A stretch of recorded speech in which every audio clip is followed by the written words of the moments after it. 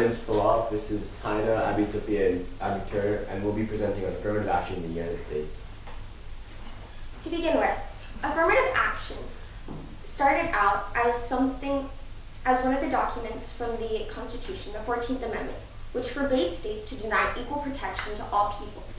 This also included the Equal Protection Clause in the Civil Rights Act of 1964. Later on, the executive order created by President Franklin Delano Roosevelt in 1941 states not to discriminate against any worker because of their race, creed, or color. In addition, President John F. Kennedy in 1961 adds on that there can be no discrimination against gender. Our research question during this project was, in the United States, is affirmative action still necessary in order to ensure race and gender equality in higher education? Over the past few years, the blockbuster race discrimination cases and gender discrimination cases have all involved in affirmative action and reverse discrimination. The Supreme Court has made it clear that race classifications, whether benign or individuals, which are rigid, strict security analysis, which requires that the government prove that its program is narrowly tailored to serve a compelling interest. In 2003, in Grass v. Bollinger, a court case, it was ruled that while student diversity in educational institutions may be a compelling interest, affirmative action program that assigned points to applicants of minority races was not constitutional. And moreover, the Supreme Court has not directly confronted an equal protection challenge for gender-based AA since the 1980s. So in addition to this idea of gender-based affirmative action, there's also what we call race-based affirmative action. And in support of that, I've taken a Pew poll, I guess. And so of that poll, 63% of the people surveyed said that affirmative action, at least in terms of race on a college campus and tertiary education, was a good thing. Over 80% of those people of Hispanics and blacks believed it was also good, while only a small white majority, being that 55%, said it was good. In 2014, black students were expelled 3 times as much as whites. Now, I guess at the same time, black students were also 4 times as likely to attend schools where 1 in 5 teachers do not meet state requirements. That taken from the CRDC or the Civil Rights Data Collection website run by the federal government. A year before, a study done by the University of Washington saw that there was a 23% drop in recent years in the likelihood that ethnic minorities would be accepted to colleges that have already banned affirmative action. Therefore, I guess now in terms of the modern age, affirmative action is more necessary than ever, at least on tertiary campuses. Opponents of affirmative action argue that affirmative action should be banned. Ever since the implementation of the policy, several Supreme Court cases have challenged the constitutionality of the policies. The prime example is the Fisher versus University, Texas of 2013, when Abigail Fisher, an applicant of the University of Texas, wasn't admitted based on the fact that she was a white female. Opponents of affirmative action also argue that they implement a lot of economic challenges to white minorities. The Economist, in their article on equal protection, mentions how Trump can, in fact, race merit in many situations.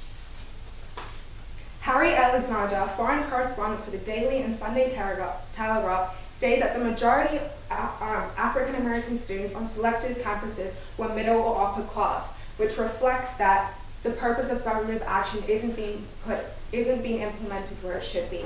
As Abby mentioned, many opponents of affirmative action argue that the policies do not comply with the equal protection laws, which was shown prominently in the Fisher versus University of Texas Supreme Court case. One proposed solution that we have is the X% plan. This guarantees admissions for a fixed percentage of the top students from every high school in the state. Several states have banned affirmative action. 3 largest states in the United States: Texas, California, and Florida.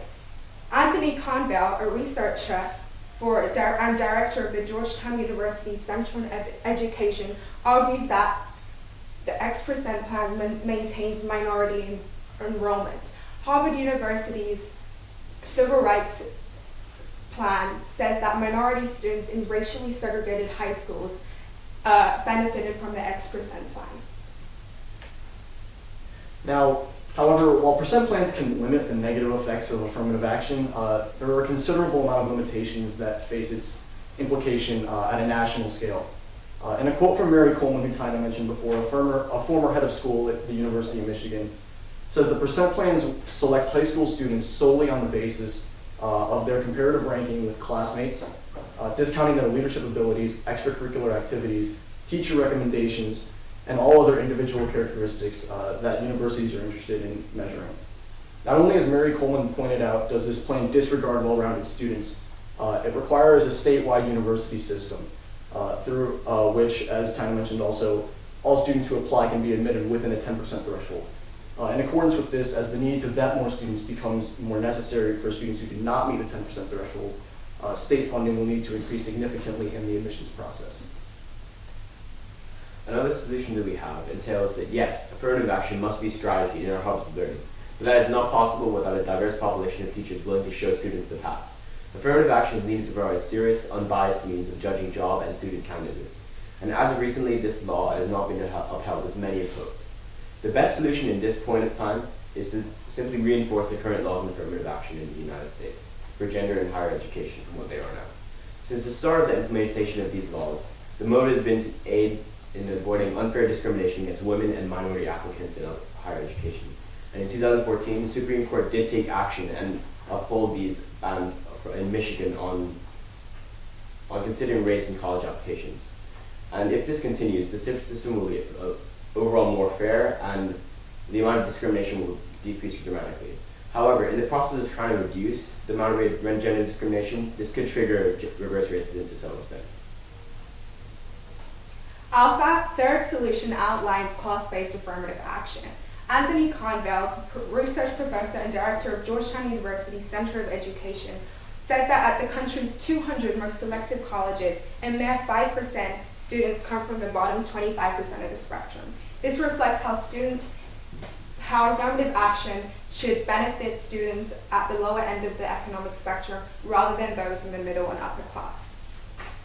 Mr. Collenberg, Senior Fellow at Century Foundation, also agrees that the colleges should implement alternative programs.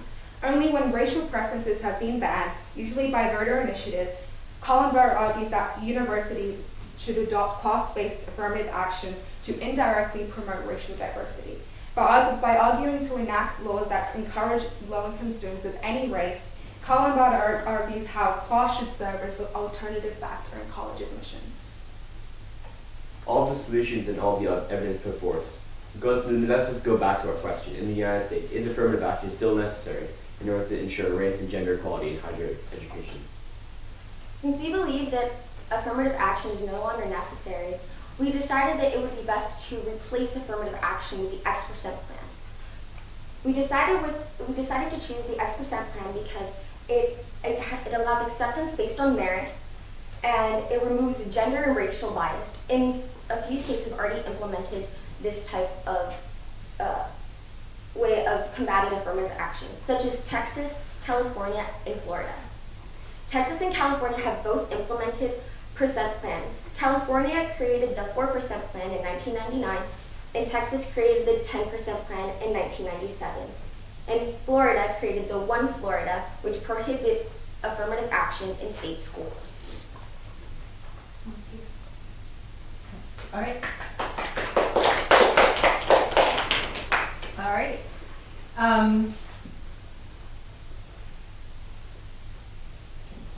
Okay, so I'm going to ask each of you a question.